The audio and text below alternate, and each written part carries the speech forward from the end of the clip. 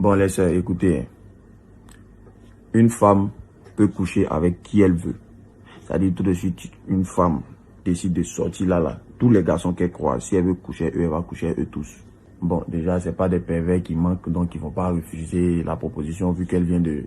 Elle dit quand la balle vient de l'adversaire, il n'y a pas au jeu, donc ils vont tous accepter. Mais c'est une évidence, quoi. Faut pas tenter la femme dans ce domaine d'argent, jouer à ce jeu-là avec elle, non. Je dis pas que c'est une chose à faire, mais une femme peut le faire. Coucher avec qui elle veut seulement, elle peut le faire. Maintenant, ce que je vais vous expliquer, c'est que en ce qui concerne le mariage, qui est une affaire beaucoup plus sérieuse, la clé a été donnée à l'homme. C'est-à-dire, quel que soit comment tu es, si un homme ne vient pas vers toi pour te marier, tu es là. Tu peux bien vouloir te marier, mais tant qu'un homme ne vient pas vers toi pour te marier, tu es là. Je sais pas si tu comprends. L'homme, tout de suite, il peut dire, bon, je suis fatigué d'être seul. La première fille qui est à sa droite, il la prend, il la marie. Mais la femme ne peut pas faire ça. Malgré sa bonne volonté, elle est obligée d'attendre un homme qui va décider de l'épouser. C'est l'homme qui fiance, c'est pas la femme qui fiance. C'est l'homme qui dote, c'est pas la femme qui dote. Vous voyez, en gros là, le mariage a été donné à l'homme. Ah, c'est Dieu qui a fait ça comme ça, c'est pas les hommes. Lui seul il sait pourquoi. Donc en gros, le premier à avoir des critères de mariage, c'est l'homme, puisque c'est l'homme qui marie. Donc c'est l'homme qui décide de qui il veut marier. Donc il va pas marier quelqu'un qui l'arrange pas. Il impose les critères, c'est ce que lui veut là, c'est ce que lui demande. Et toi, la femme qui rentre dans ces critères, c'est toi qui le maries. Donc c'est différent d'une femme qui a des critères. Voilà. Comprenez bien ce qu'il dit. Il dit pas qu'une femme n'a pas droit à des critères. Il dit que comme c'est l'homme qui décide de qui il marie là, c'est lui le premier habilité à avoir des critères. Pour être biblique, quand vous prenez Ève, le Seigneur l'a envoyé vers Adam, elle est venue le trouver comme ça. On ne sait pas si Adam même était joli. On ne sait pas si sa bouille sentait bon. Mais en tout cas, donc les deux éléments qu'elle a trouvés, c'était la crainte de Dieu et puis le jardin, qui symbolise l'opulence, qui symbolise la suffisance, qui symbolise le travail et tout ce qui va avec. Voilà, donc en gros, elle n'a pas eu de critères, elle a fait avec. Mais c'est Adam qui l'a regardé, qui a dit, voici celle qui est chair de ma chair, os de mes os. En d'autres termes, voilà mon Jean qui est là. C'est celle-là qu'il veut. C'est celle-là qu'il veut marier. Et c'est comme ça que l'union a pu se faire. Il a fallu que Adam valide d'abord pour dire que voici celle qui est chair de ma chair, os de mes os. Ève n'a pas dit ça. Donc Ève n'avait pas eu de critères en quelque sorte. Elle est venue là trouver un gars qui craint Dieu, qui a un jardin, peuvent manger comme ils veulent. Elle a fait avec ça. Il veut qu'on se comprenne. Voilà. Mais celui qui a eu droit à des critères, c'est Adam. Mais aujourd'hui, on est étonné de voir que les hommes même qui ont le droit d'avoir des critères un peu pointus, parce que tu n'as pas te mettre en couple, mais tu n'as pas marié quelqu'un qui ne t'arrange pas, ils ont décidé de baisser un peu leur niveau de critères. C'est-à-dire, pour un homme maintenant, il faut être un peu joli, il faut avoir la crainte de Dieu, il faut être intelligent, il faut être soumise, ça suffit. Mais vous les sœurs, vous avez chargé critères là. Ça veut dire que, moi je pose la question, est-ce que elles connaissent l'histoire même de la terre même? Non, moi il y a eu que celui qui a venu me prendre là, chaque matin, fait 3 bisous sur mon front, fait 2 bisous sur 2 bisous, et puis il regarde le ciel. Il dit, oh, qu'elle est belle ma femme. C'est quel critère ça? On ne dit pas de ne pas avoir des critères, mais il y a des critères de base. C'est un peu comme quelqu'un qui cherche du travail. Maintenant, un DG a décidé de te prendre dans son entreprise. Tu sais que le DG il est gentil, tu sais qu'il est bien, il aime l'homme, il va pas te maltraiter, il va bien te payer. Et tu lui imposes, tu lui dis, bon, ok, comme tu veux m'embaucher là, chaque matin, il faut envoyer mon café à partir de 8h30. Tu sais, papa, mon café à partir de 8h30. Vous voyez un peu la folie du truc. C'est là où je vais en venir.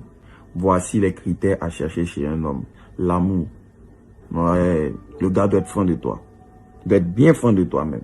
La Bible dit, Marie, aimez vos femmes comme Christ a aimé l'église. C'est un amour même là. Pour toi, tu regardes dans ses yeux, tu sais que le gars est franc. Donc ça, c'est le premier. Parce que celui qui est franc de toi, celui qui t'aime, celui qui est amoureux de toi, va pouvoir prendre facilement soin de toi. Deuxième critère, la Bible dit, l'homme quittera son père et sa mère et s'attachera à sa femme. Donc un homme, c'est celui qui a quitté son père et sa mère financièrement, qui est capable d'assumer une femme, qui est capable de vous donner à manger dans le foyer. Après ça, la crainte de Dieu. Comme ça, il y a des choses qu'il ne va pas oser te faire. exemple, te frapper ou te tromper, les trucs comme ça là. Il va pas te faire ça. Quatrième et dernier critère, qu'est-ce que je vais dire? L'intelligence, naturellement, la sagesse ou bien peut-être l'attraction physique, je sais pas. En tout cas, le quatrième critère, généralement, on ajoute un truc personnel qu'on veut bien. Voilà, c'est tout. Le reste là, tu fais avec. Donc, j'en ai étonné de voir un homme qui a tout ça, qui vient vers une femme, et la femme là trouve le moyen de lui demander autre chose à avoir. C'est trop d'exigences font fuir. Trop de sel gâte la sauce. Fais avec ce que tu as. Les critères que tu es venu trouver là, toi-même tu as perfectionné. Vous-même vous allez perfectionner ça ensemble. Mais il ne peut pas avoir tout à la fois un coup. C'est pas possible. La Bible dit que le lien de la perfection, c'est l'amour. Ce qui va envoyer votre couple à être parfait là, c'est l'amour que vous allez partager ensemble. C'est ça qui va faire que votre couple va briller. Voilà. Mais ce qui est dommage, c'est que certaines parmi vous sont là, elle veut me trouver, je suis une femme émancipée, vraiment, il faut qu'elle respecte, qu'elle soit indépendante, il faut qu'elle fasse ça. Non, les hommes ne sont pas contre le fait que tu sois une femme émancipée, indépendante comme tu dis. Mais il faut savoir à la base, le rôle d'une femme dans la vie d'un homme, c'est quoi? C'est le Seigneur qui a dit, il n'est pas bon que l'homme soit seul. Donc en gros, c'est parce qu'il y a un vide à combler que le Seigneur a envoyé la femme vers l'homme. Tu vois. Donc lui, il veut juste que tu puisses combler le vide là. Justement. Mais il ne va pas te marier pour encore remarquer qu'il y a un vide. Je ne sais pas si tu comprends. C'est arrivé un moment, la vie d'un homme, ça devient difficile. Tu vois, non. La Bible dit deux valent mieux qu'un. À un moment donné, il a trop de fardeau, trop de pression, tu vois. Donc il a besoin d'une main pour l'aider. Tu vois. Donc lui, il veut juste se rassurer que même si tu dois faire toutes tes activités, tu seras pleinement disponible pour combler le vide. Sinon, à quoi ça sert finalement? Qu'il t'ait choisi ou qu'il t'ait épousé. S'il doit encore sentir un vide dans sa maison, s'il doit encore sentir que, il est parti travailler, mais il n'y a personne derrière pour garder la piste, pour garder les enfants, pour s'occuper des trucs de la maison.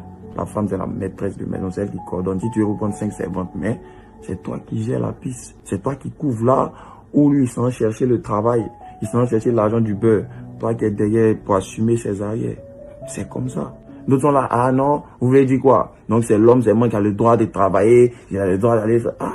Bon, si vous voulez, les hommes vont se coucher à la maison, vous allez aller travailler, puis bon, vous allez envoyer là, ils vont manger. Mais je le vois, il sort beaucoup là. C'est pour ramener la nourriture à la maison pour manger. Il faut bien qu'il te fasse plaisir, il faut bien qu'il te fasse des cadeaux, il faut bien qu'il s'occupe de tes parents, il faut bien qu'il fasse tout ça. L'argent, là, ça arrive de où? C'est ça, il va chercher dehors. Sinon, tous les hommes ont envie de rester à la maison pour se coucher. Ben, ils sont fatigués même. Si un homme a eu une femme qui a le laissé de coucher à la maison, et puis elle va aller travailler, gloire à Dieu. Mais vous êtes d'accord avec moi que c'est pas le rôle d'un homme. Un homme qui fait ça, c'est un gigolo. Il est obligé d'aller charbonner. Mais pendant qu'il va charbonner, il espère qu'à son retour, il y aura une consolation à la maison. Sinon, tout le monde aime dormir, tout le monde aime se reposer. Voilà, mais il est obligé d'aller charbonner pour ramener la nourriture à la maison, pour prendre soin des enfants, pour faire tout ça. C'est le rôle d'un homme, tu vois. Donc, c'est pas que les gens sont contre le fait que vous ayez des activités ou que vous ayez vous fassiez des boulots médiatisés, tout ça. Non. Le truc, c'est que, est-ce que quand tu vas faire ça, est-ce que tu vas combler le vide, le fameux vide pour lequel tu es là? Parce que si tu n'arrives pas à le combler, ça sert à rien de te marier. Parce qu'au finish, vous allez divorcer. Mais c'est ce vide-là qui fait que les hommes se retrouvent dehors la plupart du temps. Je ne dis pas que c'est la seule raison qui fait que les hommes ont trompé leurs femmes. Mais je dis que c'est l'une des raisons. Le vide. Et ça, c'est des deux côtés. Vous-même, les femmes, quand vous ne sentez plus la présence d'un homme, arrivé un moment de jour, ça t'emmène à vouloir faire n'importe quoi. Donc, l'homme qui a venu t'épouser, t'honorer, il dit, il veut être toi. Toi, tu veux être partout à la fois. Il ne va pas sentir ta présence. Lui, il est inquiet. J'ai dit, bon, il y a marié une femme, mais qui ne sera pas disponible. À quoi ça sert? Elle veut gérer ses mouvements. Pendant que moi, je suis en train de charbonner pour emmener la nourriture à la maison pour tout le monde, pour que tout le monde puisse manger, elle veut être dehors, elle veut aller se promener. C'est pas comme si le gars s'en va jouer dehors, il s'en va travailler. Donc, laisser à faire non, c'est les hommes, c'est moi qui ont le droit de travailler, ça. Non, ça n'a rien à voir. C'est que chacun a son rôle. Moi, c'est comme ça que je comprends la chose. Maintenant, après, le souci, c'est quoi? C'est qu'il y en a vraiment qui veulent travailler.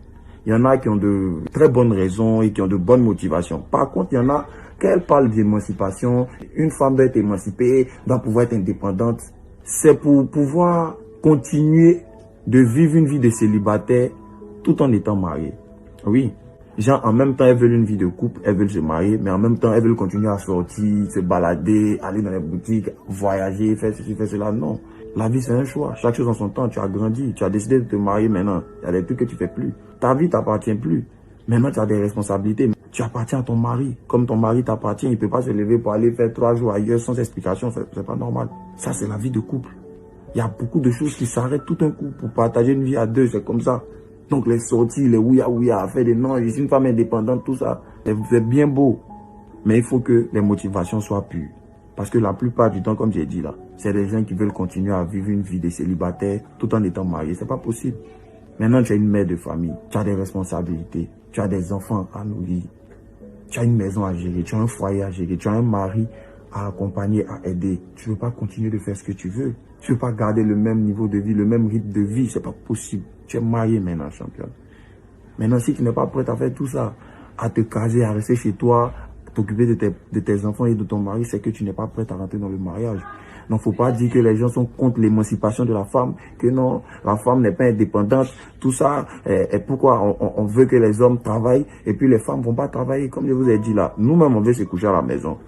Nous-mêmes, là, c'est ce qu'on veut. Mais si on se couche que vous travaillez, c'est vilain, c'est sale, ça sent même. Toi, garçon, tu es couché, c'est femme qui en bas là. C'est quoi ça? C'est quoi ça? C'est bien obligé, c'est notre devoir qu'on le fait. Et c'est pour nous qu'on le fait, c'est pour la vie de couple qu'on le fait.